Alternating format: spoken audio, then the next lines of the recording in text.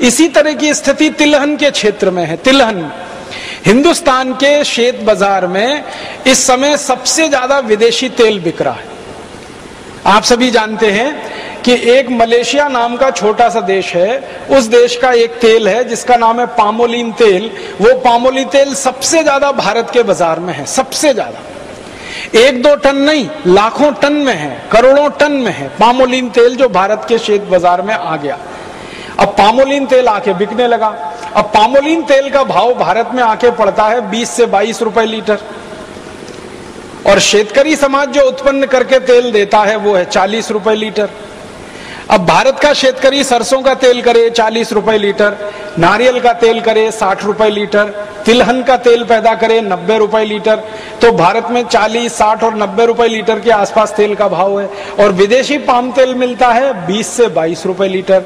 तो सारे भारतवासी जो तेल बनाने वाले उद्योगपति हैं वो सब पामोलिन तेल धड़ल्ले से लाखों लाखों टन में इंपोर्ट कर रहे हैं, और उस पामोलिन तेल को भेड़सेड़ करके, मिलावट करके आपको बेच रहे हैं।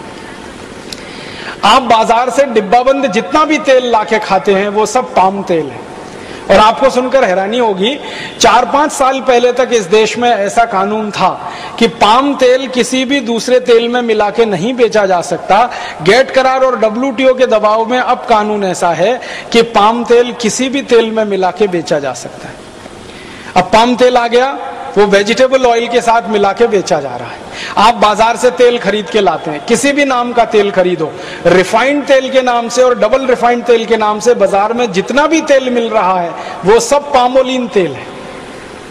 अब पामोलिन तेल हम खा रहे हैं, शेतकरी समाज खा रहा है। क्यों?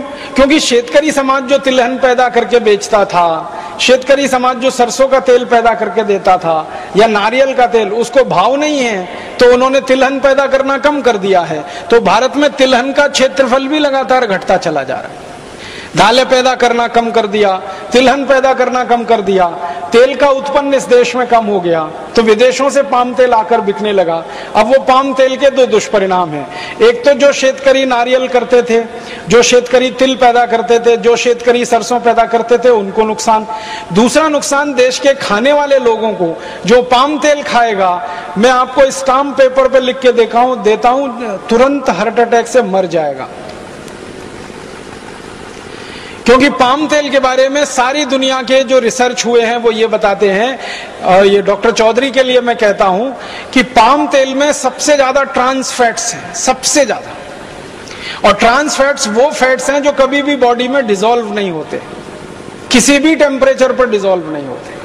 और ट्रांस फैट्स जब बॉडी में डिसॉल्व नहीं होते तो वो फैट बढ़ता जाता है, बढ़ता जाता है, बढ़ता जाता है। और आपने सुना होगा कि जब फैट जरूरत से ज्यादा बढ़ जाता है तभी हृदय घात आता है और आदमी मर जाता है। जब फैट जरूरत से ज्यादा बढ़ जाता है तभी ब्रेन हेमरेज होता है और आदमी पैरालिसिस का शिकार हो जाता है। जब ट्रांस फैट्स बहुत बढ़ जाते हैं शरीर में, तभी शरीर में ऐसे भयंकर दुष्परिणाम होते हैं। डायबिटीज बढ़ती है, हाइपरटेंशन बढ़ता है जिसको बीपी आप कहते हैं, हार्ट अटैक आता है, ब्रेन हेमरेज हो जाता है। ऐसे खतरनाक रोग जिनमें शरीर का हमेशा के लिए भयंकर दुष्परिणाम हो जाए या हमारे शरीर का भयंकर नुकसान हो जाए, ऐसे रोग भी सारे के सारे पाम तेल के दुष्परिणाम ही हैं। पाम तेल दुनिया में कोई नहीं खाता भारत को छोड़कर। मलेशिया जिस देश से पाम तेल भारत में आता है WTO करार के बाद, वो मलेशिया खुद पाम तेल नहीं खाता। मलेशिया में पाम तेल का जास्ती से जास्ती उपयोग होता है उद्योग धंधों में, लेकिन वो पाम तेल गेट करार के बाद भारत में भयंकर पैमाने पर बेचा जा रहा है। तेल का बाजार पूरी तरह से अब विदेशियों के कब्जे में चला गया। तो एक तरफ अपना शेतकरी नुकसान पाता है, दूसरी तरफ लोगों को भी तकलीफ आती है। दोस्तों, सबसे पहले तो चैनल सब्सक्राइब करें, फिर लाइक, कमेंट और शेयर करें, और हाँ, हमारा एंड्रॉयड ऐप डाउनलोड करना ना भूलें।